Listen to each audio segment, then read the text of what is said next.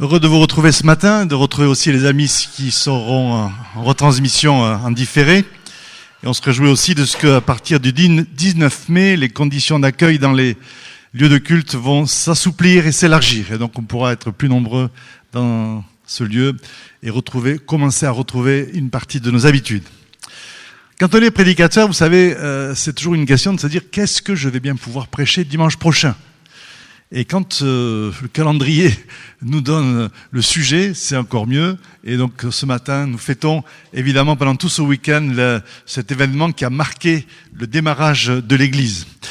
Pentecôte, non pas le démarrage de l'Église dans le plan et le projet de Dieu qui est bien antérieur à cet événement, mais le démarrage, on va dire, dans l'histoire de l'Église telle que nous la connaissons. Je voudrais pour cela lire avec vous un des textes par lequel le Seigneur Jésus a lui-même annoncé cet événement de la venue de l'Esprit sur les croyants. Il l'a fait à plusieurs reprises au long de son ministère terrestre, même si le jour de la Pentecôte, cet événement a surpris, étonné dans sa forme tous ceux qui l'ont vécu. Lui avait déjà annoncé à ses disciples à plusieurs reprises le fait qu'il enverrait son Esprit. Et il le fait, entre autres, dans ce chapitre 7 de l'Évangile de Jean, au verset 37, un verset magnifique, une promesse qui nous ouvre sur l'espérance. Il dit dans Jean 7, verset 37, « Le dernier jour, le grand jour de la fête, Jésus, se tenant debout, s'écria, « Si quelqu'un a soif, qu'il vienne à moi et qu'il boive.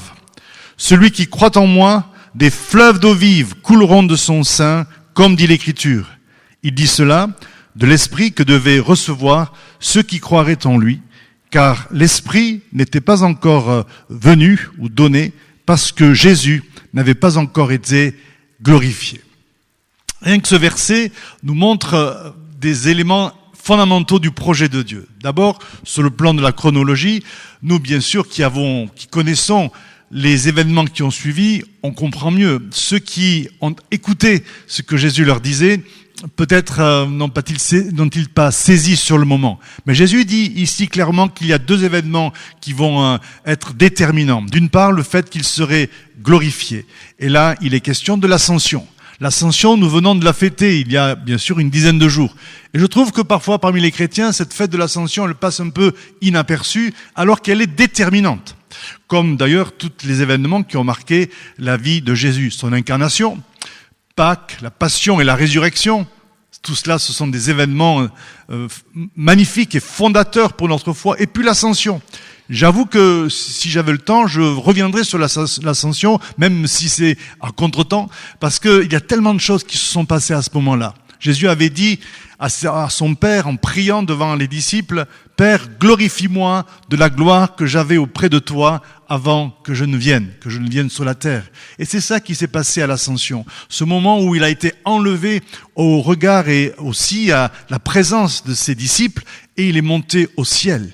Alors, bien sûr, sur la terre, c'était un peu le désarroi. C'était l'inconnu. Après tous les événements que les disciples avaient connus, les hauts et les bas, de la passion, de la résurrection, ils avaient passé 40 jours avec Jésus. Vous imaginez 40 jours seuls avec lui. Pas de foule, personne autour qui venait demander une prière ou un secours. 40 jours d'intimité avec Jésus. Alors là, c'était au point qu'à la fin de ces 40 jours, il y en a quelques-uns qui vont dire « Seigneur, est-ce que c'est maintenant que tu vas rétablir ton royaume ?» Ils s'y croyaient, quoi. Ils s'y croyaient déjà, ils s'y voyaient. Et on peut comprendre ça. Et puis, tout d'un coup, alors qu'il leur parlait, qu'il leur dit « Non, c'est pas à vous de connaître les temps et les moments », tout d'un coup, il disparaît. Mais mettons-nous un peu à la place des disciples. Hein. Il fallait avoir le cœur bien accroché pour vivre ce genre d'événement. Déjà 3 ans avec Jésus, avec tout ce que ça signifiait d'activité, de foule, de manifestation de la puissance de Dieu, de guérison, de délivrance, d'enseignement. C'était 3 ans intenses qui aboutissent à la passion, là où tous les espoirs s'effondrent devant la croix. Et puis 3 jours après, des femmes qui viennent dire « Il est ressuscité !» Alors là, c'était le début un peu du n'importe quoi pour certains. Mais c'est bon à remarquer, moi j'aime le souligner comme d'autres, que c'est à des femmes que Jésus s'est révélé après la résurrection et c'est elle qui l'a chargé d'annoncer le message de la résurrection. Et ça fonde finalement le ministère apostolique féminin, mais ce n'est pas le sujet de ce matin. Et donc là, Jésus ressuscite, c'est magnifique. Mais, et puis ils vont passer ces 40 jours dont je viens de parler. Et là, ils vivent des temps délicieux. Leur foi, toutes leurs émotions sont exacerbées. Et puis à un moment donné, Jésus disparaît. Mais il leur avait laissé une promesse. Restez à Jérusalem. Priez. Il ne leur a pas dit combien de temps. Mais attendez la promesse. Cette promesse de l'Esprit de Dieu que je vous enverrai. Et qui viendra sur vous et qui fera de vous des témoins. Ils ne savaient absolument pas comment ça allait se passer. Ni combien de temps ça allait durer. Nous, aujourd'hui, c'est calé, c'est facile, on vit vraiment, c'est très confortable. Pentecôte, Pâques, l'Ascension, et puis 10 jours après, Pentecôte, la venue de l'Esprit. On sait comment ça s'est passé, ces langues de feu. Mais vous imaginez ça? Ces langues de feu qui viennent sur ceux qui priaient.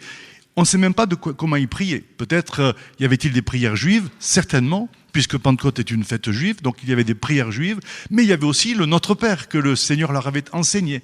Ils priaient, ils étaient là tous ensemble, 120 personnes, c'est pas beaucoup par rapport aux foules qui avaient l'habitude de suivre Jésus.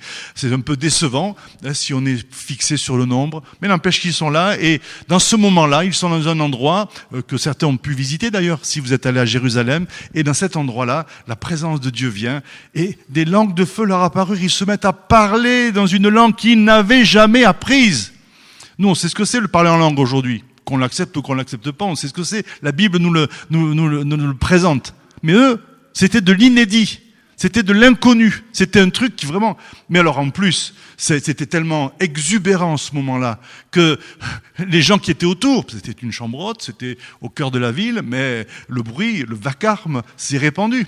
Les gens qui étaient autour pour la fête de Jérusalem, ils étaient nombreux, c'était des foules. Et ils venaient de toutes les nations. Ces gens-là, on finit par se dire, oh là là, ceux-là, ils ont bu un coup de trop. Je ne sais pas si vous aimeriez qu'on dise ça de vous aujourd'hui. Aujourd'hui, les chrétiens font tout pour paraître bien propres sur eux. Ils essaient de communiquer pour que, justement, on les traite pas de secte ou je ne sais trop de quoi. Et c'est bien. On a le devoir de communiquer. On a le devoir de rendre raison de notre compte, de notre foi, pour expliquer. Et puis pour montrer que, voilà, Dieu, pour témoigner avec vérité et avec sagesse. C'est normal. Mais des fois, cette préoccupation, elle peut dépasser certaines limites, qui font que si on avait été là à Pentecôte, on serait vite caché dans la foule pour disparaître. Non, pardon, ça c'est juste moi qui me fais un film là dans ce temps-là. Mais vous imaginez ça, être traité alors qu'on est dans la présence de Dieu, qu'on vit un événement incompréhensible, parce que c'est ça, c'est l'inattendu, c'est l'imprévu, Pentecôte. Tout d'un coup, les gens qui commencent à vous regarder et puis à dire, oh là là, mais ces gens ont trop bu. Et Pierre dira, non, c'est 9h du matin quand même. Même les plus... voilà, c'est trop tôt, voilà. Et donc, ils vivent cela sans l'avoir jamais, sans comprendre ce qui se passe. Et les gens qui sont autour se disent, mais tiens, on les entend parler dans nos langues. C'était des gens qui venaient de tous les pays environnants. Il y a des dizaines de nationalités, des dizaines de langues qui étaient là. Comment les entendons-nous parler des merveilles de Dieu? Eux-mêmes ne savaient même pas qu'ils parlaient dans ces langues-là. Enfin bref, vous imaginez un peu le désordre quelque part, le bouleversement de ce moment-là, le jour de Pentecôte. Et c'est intéressant, mais Jésus, justement, l'avait annoncé. Il l'avait annoncé à travers cette parole, par exemple. Il dira... Si quelqu'un a soif, qu'il vienne à moi et qu'il boive. Et des fleuves d'eau vive jailliront de son sein, de son cœur.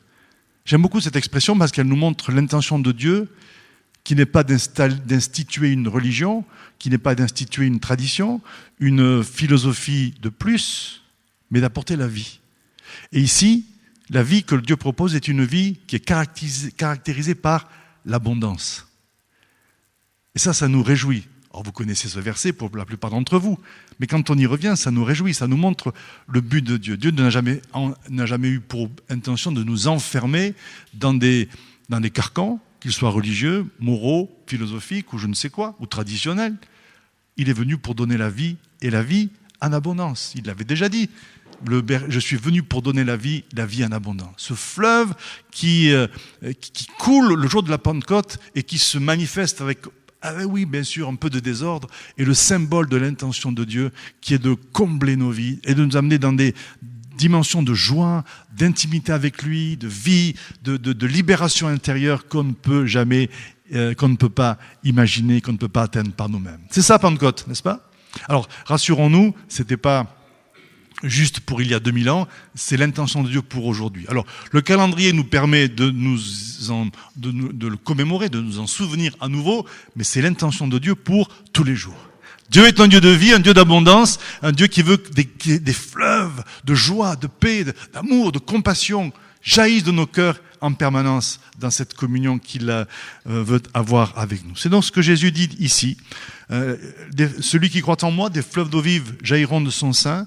Et puis l'apôtre Jean, qui lui écrit ça après qu'il rapporte les paroles de Jésus, mais il les écrit après que l'événement se soit produit. Il explique, et j'aime beaucoup quand les évangélistes expliquent les paroles de Jésus, nous permettent d'en comprendre le sens. Il dit que Jésus parlait de l'Esprit qui devait venir. Ça, c'est Pentecôte. Mais qui n'était pas encore là avant, de la même façon. Parce que Jésus n'avait pas été encore glorifié. Et là, il associe ces deux événements. Il montre la chronologie des événements, l'ascension, la glorification de Jésus, alors qu'il est monté au ciel, j'y reviens, il s'est assis à la droite de Dieu.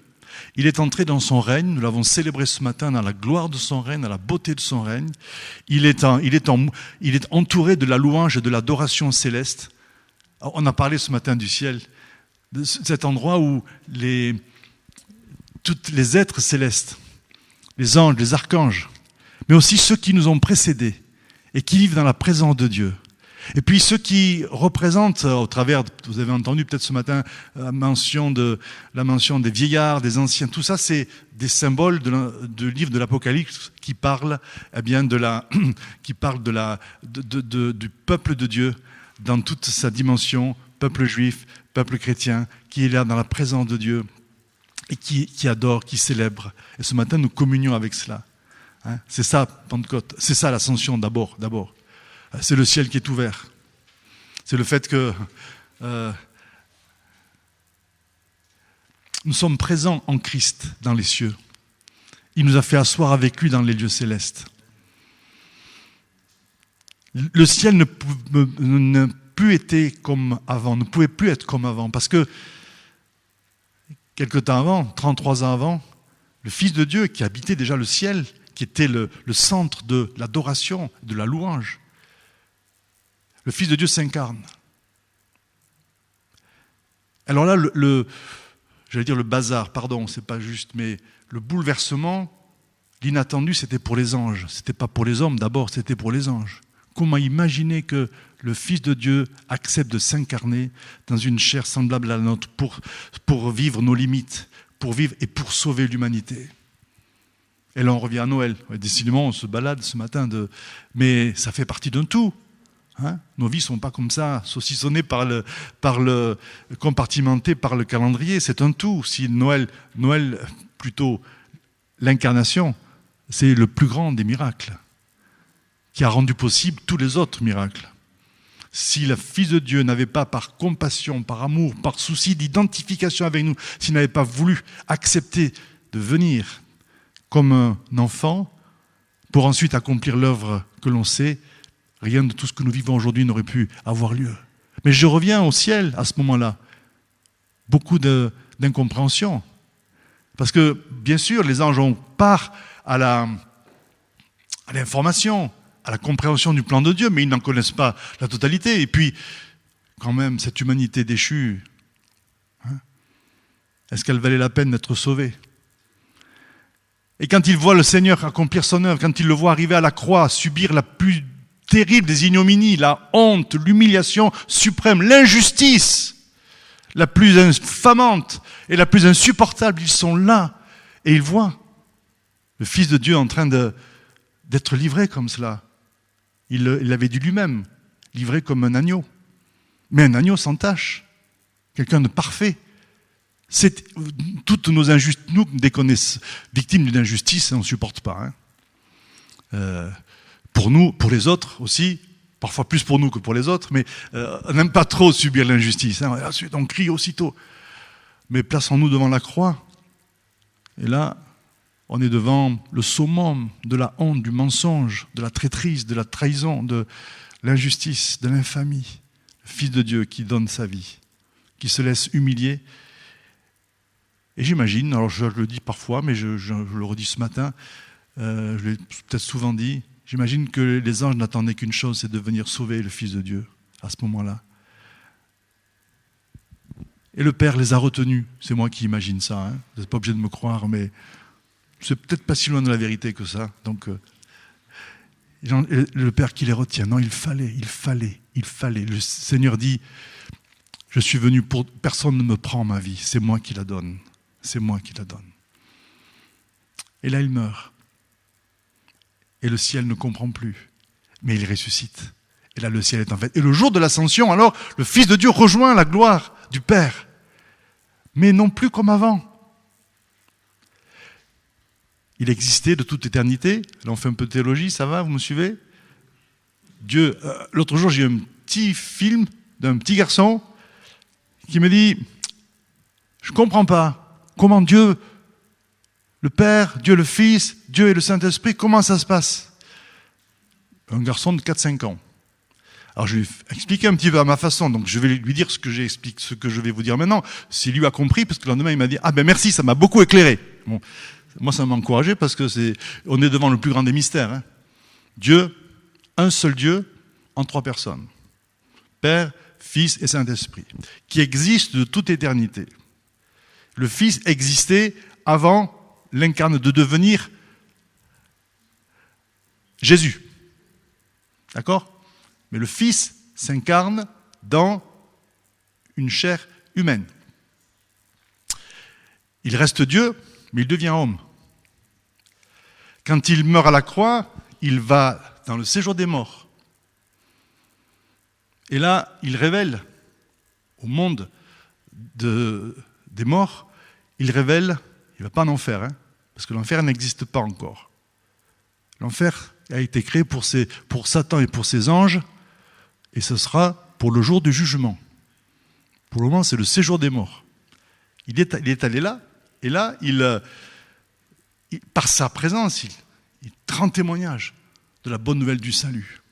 Ça ne veut pas dire que ceux qui sont là ont eu une seconde chance, ça veut dire que voilà, ils ont été devant la révélation du Fils de Dieu et du salut qui avait été accompli. Puis il ressuscite. Et là, les anges sont présents à la résurrection. Et au jour de l'ascension, ils le voient arriver dans le ciel, non plus sous la même forme, entre guillemets, de ce Dieu éternel, mais dans un corps humain glorifié. Ça va? Vous me suivez? Quand Jésus vit avec ses disciples, il est dans son corps glorifié. Quand il monte au ciel, bien sûr, cette gloire encore éclate encore plus, mais il reste homme. L'ascension, la bonne nouvelle de l'ascension, c'est que dans le ciel, il y a un homme. Jésus, le Fils de Dieu, dans son corps glorifié. Nous, on pense au ciel comme étant un lieu immatériel, vous savez, un peu vaporeux, éthéré. Non, non, c'est un lieu réel. Il nous a précédés dans son corps glorifié. Il est le premier-né et il est dans le ciel, dans ce corps glorifié. Il nous représente. C'est pour ça qu'il intercède pour nous. Parce qu'il rappelle au Père son œuvre. Et il nous a incorporés avec lui. Nous sommes morts avec lui à la croix. Nous sommes ressuscités avec lui à Pâques. Et nous sommes montés au ciel avec lui à l'ascension. Alors on est bien là, assis sur le plancher des vaches, ça c'est sûr. Mais nos esprits sont en communion avec lui. Nous vivons maintenant assis dans les lieux célestes. Parce que le ciel est un lieu ouvert dans lequel nous pouvons aller, venir, communier avec Dieu, contempler la gloire de Dieu. Mais nous le faisons au travers du Christ qui, par sa chair, nous a ouvert un accès. Amen. Vous avez ça déjà, hein, mais je ne vous apprends rien ce matin, que notre humanité est présente dans le ciel. Il a purifié les réalités célestes. L'ennemi n'a plus accès auprès de Dieu pour nous accuser. Contrairement à tout ce qu'on peut lire ici ou là, ou entendre. Ça n'est plus possible. Le sang de l'agneau a été versé. Et nous sommes vus au travers du sang de Jésus qui nous purifie, qui nous sanctifie. Il a été fait pour nous sagesse, justice, rédemption et sanctification. Et ces réalités célestes, maintenant, ont été purifiées. Hébreux 9, 23, pour ceux qui veulent vérifier. Et là, donc, dans cette présence de Dieu, il y a un homme qui prie pour nous et qui est aussi, encore et toujours, le centre de l'adoration.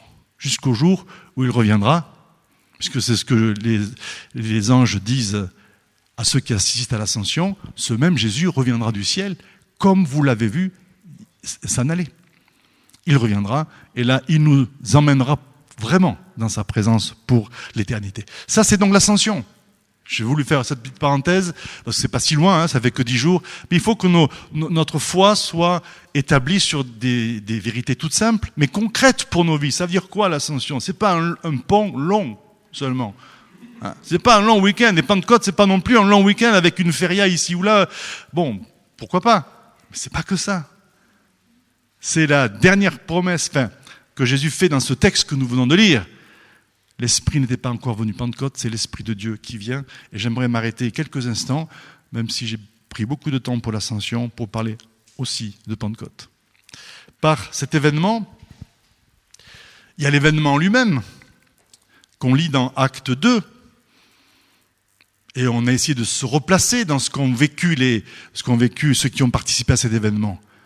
Essayons de lire la Bible, non pas comme quelque chose que l'on connaît, qu'on en a lu et relu, mais essayons de nous mettre au sein, à la place des gens qui ont vécu ces événements-là. Hein, dans la chambre haute, les langues qui viennent. Mais au-delà de l'événement marquant, et il ne faut pas que nos yeux s'arrêtent sur l'aspect événementiel, l'aspect imprévu, inattendu, tout ça c'est vrai, mais derrière il y a une intention de Dieu, il y a un projet de Dieu.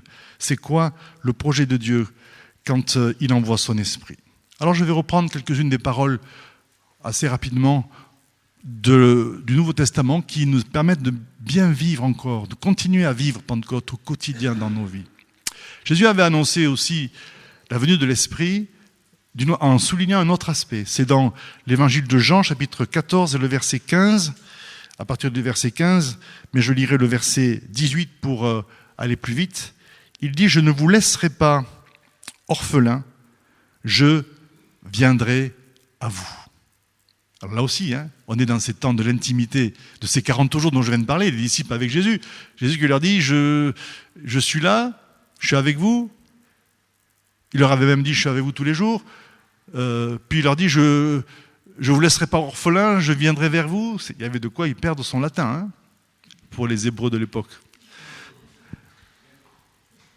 Et là, il annonce la venue du Saint-Esprit. Mais je voudrais souligner cette parole, je viendrai vers vous. Quand le Saint-Esprit vient le jour de la Pentecôte, c'est Jésus qui vient aussi. On me dira, non, Jésus, le Saint-Esprit, on a dit des personnes différentes. Oui. Mais c'est ça la beauté de la Trinité. Dieu le Père, Dieu le Fils, Dieu le Saint-Esprit. Le Fils prie le Père d'envoyer son Esprit sur la terre. Et quand l'Esprit vient, Jésus dit, je viendrai vers vous. Ça veut dire qu'il y a le but même de la venue de l'Esprit, c'est de nous amener toute la présence, toute la richesse, toute l'abondance de la présence, toutes les bénédictions du salut accompli par le Christ dans nos vies. Des fois on dit, la vie chrétienne c'est abstrait, tu parles. Il n'y a rien de plus concret que de vivre avec Dieu. Il n'y a rien de plus concret que le projet de Dieu. C'est de nous faire vivre dans notre chair la réalité du salut qu'il a accompli. Ce qui est compliqué, c'est nous qui sommes compliqués. Parce qu'on nous pose des résistances, des raisonnements et tout. Mais le Saint-Esprit, alors ce matin, c'est la bonne nouvelle, peut-être qu'on s'arrêtera même là. Le Saint-Esprit prend ce qui est à Jésus, Jésus l'a dit lui-même, et nous l'apporte. Nous le révèle, nous le fait vivre, nous le communique. Quand le Saint-Esprit est là, c'est Jésus qui est là. C'est lui qui est la source de l'intimité, qui rend possible la communion dont j'ai parlé, qui rend possible le fait d'être dans les lieux célestes. C'est par l'Esprit de Dieu. Je viendrai à vous. Ce matin, nous disons Saint-Esprit, bienvenue. Jésus, bienvenue. Ça nous engage. Ça nous engage à accueillir, à accepter et à vivre sa présence. Je ne vous laisserai pas orphelin, je viendrai à vous. C'est lui qui rend possible le fait que quand nous tournons vers lui, par le Saint-Esprit, puisque c'est lui qui nous convainc aussi, c'est lui qui nous attire. Des fois on dit, voilà, tel jour je me suis converti, j'ai dit oui à Jésus. Oui, bien sûr, tu as dit oui à Jésus, c'est bien. Mais c'est surtout le Seigneur qui t'a attiré à lui et qui t'a rendu capable de dire oui. Par son esprit. Jésus a dit, quand je serai élevé, il parle de quoi? De l'ascension. Et quand nous l'élevons, nous sommes dans le processus de l'ascension, nous continuons de l'élever, de le glorifier, de l'adorer. Nous t'élevons, c'est nous t'élevons. Quand j'aurai été élevé, j'attirerai tous les hommes à moi. On dit l'évangélisation, c'est difficile. Oui, c'est vrai. Mais replaçons-nous dans la foi et dans l'espérance que Jésus est avec nous et qu'il attire. Il attire des hommes et des femmes à lui. C'est lui qui nous convainc, c'est lui qui nous gagne. Moi, j'aime ce ministère du Saint-Esprit qui nous attire au Seigneur, qui glorifie Jésus, qui crée en nous le vouloir et le faire, franchement. Qui c'est qui a dit que c'était difficile la vie chrétienne? C'est nous qui nous compliquons la vie.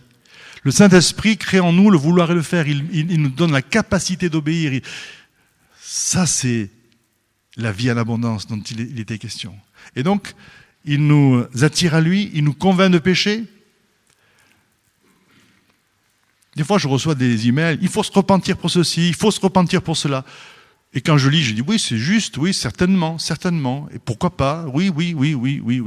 Mais il y a des repentances qui viennent de l'esprit, il y a des repentances qui viennent du raisonnement. Et donc de la religion, même quand c'est badigeonné de versets bibliques. Vous me direz, Jonas a bien dit, repentez-vous. Mais il l'a dit en comptant que, même à l'époque, que le Saint-Esprit travaille la conscience des gens. Et c'est ce qui s'est passé d'ailleurs. Tout un État, tout un empire s'est repenti. Juste à cette parole. Donc, je ne suis pas contre le fait de dire repentez-vous, mais contre la pression que ça peut impliquer. Je ne peux pas me repentir sous une quelconque pression. Ce qui m'amène à la repentance, c'est la bonté de Dieu. Et c'est le Saint-Esprit qui me convainc de pécher. Et nous sommes tous à des stades différents de conviction. On a pris conscience de certains comportements, certaines attitudes, certaines résistances en nous qui sont marquées par le péché et nous les apportons à Dieu. Il y en a d'autres dont nous prendrons conscience plus tard. Les uns et les autres, nous sommes en progression. Vous voyez, la vie avec Dieu, c'est pas du systématisme, c'est pas du truc, c'est pas du kit tout prêt, et il n'y a pas de mode d'emploi. C'est la vie avec le Saint-Esprit qui nous convainc, qui montre dans nos vies ce qui ne va pas, qui nous amène à une repentance qui peut être un moment de tristesse, mais qui est toujours un moment de joie parce que c'est une délivrance. Le Saint-Esprit nous convainc de péché. C'est lui qui attire les hommes à Jésus. Quand nous témoignons, nous comptons sur son ministère, nous comptons sur son action. Ce n'est pas nous qui persuadons quiconque. On n'est pas là pour imposer, on n'est pas les défenseurs, on n'est pas les avocats de Dieu, on n'est pas là pour démontrer quoi que ce soit. On doit présenter notre foi, argumenter quand il le faut, mais la conviction profonde, elle vient de l'Esprit de Dieu. Et nous devons nous reposer là-dessus. Vous avez témoigné à des gens, des membres de la famille, des amis autour. Apparemment, le fruit n'est pas là, la réponse n'est pas là. Oui, mais reposons-nous et croyons dans l'action du Saint-Esprit qui travaille dans le secret, qui travaille dans les profondeurs de l'être humain et qui amène la gloire de Jésus. Amen. Saint-Esprit, c'est quand même... Que ferions-nous sans lui? Et je pense même que nous ne mesurons pas toute l'importance de ce qu'il fait. Et donc, quand nous tournons vers lui, il vient et il met en nous une nouvelle vie. C'est de ce dont Jésus vient de parler. Et c'est là ce qui fait la différence entre la vie avec Jésus et toute religion, y compris le christianisme parfois. Dieu avait fait cette promesse au peuple juif, et dans laquelle nous entrons nous aussi. Il a dit, je vous donnerai un cœur nouveau. J'écrirai ma loi dans vos cœurs. Jérémie 31, c'est ça? 31, verset 33. Voici l'alliance que je conclurai avec vous. Mais vous imaginez ça? Moi, c'est ce qui m'a touché quand je suis né dans un foyer chrétien. Je connaissais la Bible, je connaissais les commandements. Et je voyais bien que j'étais incapable de mettre ces commandements en œuvre. Et je rêvais d'un monde où il n'y aurait plus de commandements parce que ça devenait insupportable. Et je me dis, si au moins on pouvait s'aimer naturellement, si au moins on pouvait faire ce qui est juste de l'intérieur, sans avoir de pression, sans avoir de loi et d'autorité. Vous voyez un petit peu de quoi dans quelle tendance j'étais. Mais c'est un rêve qui était sain, qui était juste, mais utopique, bien sûr. Et quand j'ai découvert la vie que Jésus voulait me donner, j'ai dit, mais c'est ça le rêve qui m'exaltait, le but que je poursuivais. Parce que c'est ça la différence. Je connaissais la loi, je connaissais les principes, je connaissais les commandements, j'étais incapable de les mettre en œuvre et d'y obéir comme il le fallait. Mais quand la vie de Dieu est venue, j'ai reçu, comme vous, j'ai reçu la capacité d'aimer, la capacité de pardonner, même si parfois ça peut prendre du temps, cette capacité. Mais c'est Dieu qui crée en nous le vouloir et le faire. La capacité d'être juste, la capacité de renoncer à ce qui est malsain, aux pensées impures, la capacité de renoncer à la critique, à la jalousie, à la rivalité. J'ai reçu cette capacité de l'intérieur. J'écrirai ma loi dans leur cœur. Voilà le projet de Dieu. C'est pas d'imposer des carcans, des lois, des obligations qui font que la vie devient insupportable. Mais c'est sa présence qui vient. Sa présence qui vient et qui nous donne la force de changer, qui met en nous une nouvelle nature, nouvelle identité, nouvelle capacité. Ça, je crois que, je ne sais pas si on mesure vraiment. C'est pour ça que quand on est ensemble là, eh bien, on a chacun un accès à Dieu individuel. Je ne suis pas là pour vous enseigner au sens de vous dicter ce que vous avez à faire. Aucun des pasteurs n'est là pour vous dire tu dois faire. Aucun des prophètes, des apôtres n'est là pour dire tu dois faire ceci, tu dois faire cela. C'est faux. Ça, c'est de la religion. Nous sommes là pour nous amener dans la présence de Dieu, être ensemble dans la présence de Dieu. Et là, mon rôle avec d'autres, c'est d'enseigner, c'est d'expliquer, c'est de frayer le chemin. Mais la responsabilité, elle incombe à chacun d'être devant Dieu, parce que Dieu vous a donné cet accès direct à lui, la liberté de dire oui, d'obéir. Jésus a dit, n'appelez personne votre Père sur la terre. Alors, bien sûr, hein, on a tous un papa, et on est certains des papas aussi, donc c'est pas dans ce sens-là, mais Père au sens de quelqu'un dont je dépends, dont je suis dépendant spirituellement. Même s'il y a des pères spirituels. Mais ces pères-là ne doivent pas dominer. Ils sont pas là pour nous, ils sont là pour accompagner. N'appelez personne votre directeur, au sens de directeur de conscience. Des fois, on me dit, est-ce que je peux faire ci, est-ce que je peux faire cela? Je n'ai ni le droit, ni l'envie, ni le droit de répondre. Ma part, c'est d'amener la personne à la présence de Dieu, d'expliquer ce que je crois être la pensée de Dieu, et de laisser la personne libre. L'apôtre Jean dit, son onction vous enseigne toutes choses.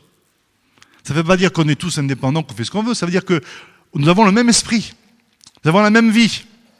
Et donc, ce que je dis là, vous pouvez le vérifier dans la parole de Dieu et dans votre relation avec Dieu. N'est-ce pas? Et vous avez la capacité de recevoir directement de Dieu la pensée de Dieu. C'est ça la nouvelle alliance. Parce que dans Jérémie, il est dit, personne ne dira à son frère ce qu'il doit faire. Il n'y a pas de contrôle. Dans l'Église, dans la Nouvelle Alliance, dans la vie de l'Esprit, il n'y a pas de contrôle. Et il n'y a donc pas d'abus, où il ne devrait pas y avoir d'abus. Ça va loin, la Nouvelle Alliance, et la vie de Dieu, de son Esprit. Enfin, pour terminer, l'Esprit de Dieu, quand il est descendu sur ces 120, il les a rendus capables de témoigner. Ça a été un bouleversement. 3000 personnes acceptent l'Évangile. Alors certains d'entre eux vont rejoindre leur pays de résidence, puisqu'ils étaient là pour la fête à Jérusalem. Mais d'autres vont rester. Et le nombre des Juifs qui vont se convertir va augmenter de milliers, par dizaines de milliers. On voit l'Esprit de Dieu qui vient faire croître l'Église. L'Église croissait par l'assistance du Saint-Esprit. Et nous devons nous reposer sur cela. C'est le Saint-Esprit qui vient rendre possible la parole de Jésus, la promesse, je bâtirai mon Église. Ce n'est pas notre effort, ce n'est pas notre force, c'est l'Esprit de Dieu. Mais cette communauté-là, elle devient un corps. Ils étaient tous ensemble, dans un même lieu. Alors pas toute la journée, toute la nuit, mais quand ils célébraient le Seigneur. Puis ils se retrouvaient dans les maisons. Mais même s'ils étaient séparés physiquement, ils étaient tous d'un seul cœur, une seule âme. L'Esprit de Dieu fait de cette communauté, justement, de ce groupe d'hommes et de femmes, une communauté soudée, un corps. C'est le miracle de l'Église. On n'est pas là assis les uns à côté des autres, comme agglomérés, comme cela, associés. Nous partageons la même vie de Dieu qui fait de nous une famille. Nous avons accès à Dieu dans un même esprit. Et nous sommes liés les uns aux autres, au-delà de ce qu'on peut même imaginer, non pas au sens d'être esclaves ou dépendants, mais nous partageons la même vie comme dans une famille. Et Dieu, en créant cette famille-là, l'Église, il montre son projet. Son projet, c'est de détruire tous les antagonismes, toutes les séparations, toutes les inimitiés. Jésus dit, voilà, vous étiez étrangers en parlant aux chrétiens d'origine païenne, vous étiez étrangers aux promesses de Dieu, mais Dieu vous réconcilie, vous rapproche. Et à vous qui étiez près, il parle aux Juifs, à vous qui étiez loin, il annonce une bonne nouvelle, pour que les deux deviennent un seul homme nouveau. Nous sommes donc associés au peuple juif et aux chrétiens messianiques. La séparation n'existe plus. Et de là, toutes les autres séparations disparaissent. Séparation culturelle. L'Église, elle est sur la surface de la terre, toutes sortes de cultures, de langues. Mais plus proche de nous, tout ce qui nous divise dans nos égos, dans nos rivalités, dans nos identités, dans nos ambitions, tout cela disparaît. Parce qu'il met en nous un amour qui nous unit, qui nous soude les uns aux autres, et qui fait que quand on est dans la présence de Dieu, nous prions d'un seul cœur, d'une seule âme. En tout cas, nous sommes appelés à prier d'un seul cœur et d'une seule âme. Et là, nous montrons au monde spirituel, qui lui est construit sur la rivalité, la compétition, la méchanceté, le monde des ténèbres, nous montrons la capacité de Dieu de rassembler un peuple uni dans l'amour. Et cet amour-là, cette unité, nous rend invincibles. Quels que soient les assauts, quels que soient les attaques, quelles que soient les manœuvres, les pièges, l'Église rassemblée témoigne au monde de la capacité de Dieu de réconcilier des races, des cultures, des sexes, des catégories sociales. Et là, le monde des ténèbres fuit. L'ennemi ne supporte pas l'unité. Vous le saviez ça ? La plus grande arme pour le combat spirituel de l'Église, c'est l'unité, parce qu'il n'y a pas de prise pour l'adversaire. Quand on est ensemble d'un seul esprit, d'un seul cœur, l'ennemi tremble. Vous ne le voyez peut-être pas, mais en tout cas, c'est ce qui se passe. L'enfer est ébranlé. Et nous sommes là, nous manifestons le royaume de Dieu. C'est l'inverse de Babel. Souvent, on a dit Babel, Pentecôte, il y a des similitudes, mais il y a aussi... à Babel, c'est les gens qui s'unissent pour s'élever contre Dieu, monter une tour qui est allée atteindre le ciel, et puis Dieu est obligé de les diviser parce que leur folie allait les détruire. Alors il leur donne des langages qui vont les séparer, ils ne se comprennent plus les uns des autres, et puis les nations se dispersent. À Pentecôte, c'est des gens de langues différentes qui sont dans la présence de Dieu et qui louent Dieu d'un même cœur. Les langues ne sont plus, et les cultures ne sont plus une barrière, ne sont plus un mur infranchissable, mais elles sont unies pour rassembler le Seigneur. Et ça, c'est le signe de ce qui se passera. C'est la promesse de ce qui se passera dans les cieux, où l'apôtre Jean a vu une foule de toute langue, de toute nation, de toute tribu, en train de célébrer Dieu. Amen. Alors aujourd'hui, les foules sont un peu clairsemées parce que on n'a pas la capacité de se retrouver avec tous, mais on se réjouit d'être ensemble, connectés, et un jour on vivra ce grand rassemblement dans l'éternité. Amen. Pentecôte, c'est cela, avec toutes les limites de ce que j'ai pu exprimer. C'est encore bien plus à vivre et à découvrir. C'est un chemin pour chacun, pour accueillir le Saint-Esprit et pour venir créer en nous ce débordement de vie, débordement de joie, débordement de la présence de Dieu, avec tout ce que ça implique ensuite de reconnaissance, de louange, d'adoration et de reconnaissance. Je termine là-dessus. Ce à quoi nous sommes invités aujourd'hui, c'est à accueillir le Saint-Esprit. Nous sommes en communion avec le Père, avec le Fils, avec le Saint-Esprit. un seul Dieu, nous adorons Dieu. Et en faisant cela, nous adorons chacune des trois personnes. Mais parfois, nous avons besoin d'une révélation pour entrer d'une certaine façon en relation avec chacune de ces personnes. Nous prions notre Père, nous glorifions Jésus et nous nous ouvrons au Saint-Esprit pour lui dire Seigneur, Saint-Esprit, nous pouvons aussi l'appeler Seigneur. Saint-Esprit, remplis ma vie. Fais couler en moi ces fleuves d'eau vive. Agis dans mon corps si j'ai besoin de guérison. Agis dans mon être intérieur si j'ai besoin de guérison aussi.